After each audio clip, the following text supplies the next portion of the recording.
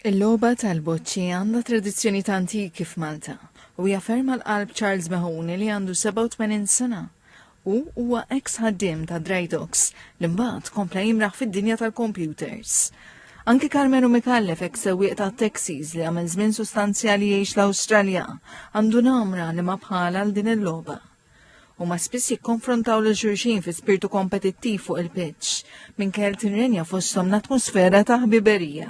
Ġif taqrib ħafna tal-lix. Issa jilab dam biex jew tajjarni.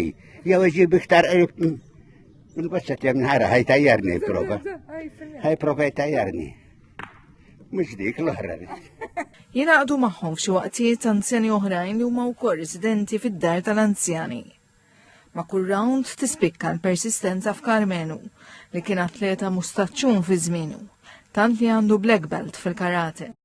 Illum madankollu x-xorti ma tantx daħqitlu. Ma mhux tajjeb ħafna għax qed minn taħt. Jingħaqdu ma' Charles u Carmenu residenti oħrajn li jgħixu fid-dar tal-anzjani tal-Imtarfa u f'xi waqtiet anki jipparteċipaw fil-logħba. Dan il-pitch tal-boċċi huwa l-ewwel ta' tip tiegħu f'dar tal-anzjani fil-pajjiż. Il-proġett sar bis-semm il-ħaddiema tad-Dipartiment tal-Anzjanità attiva l-Federazzjoni Klab tal-Boċċi.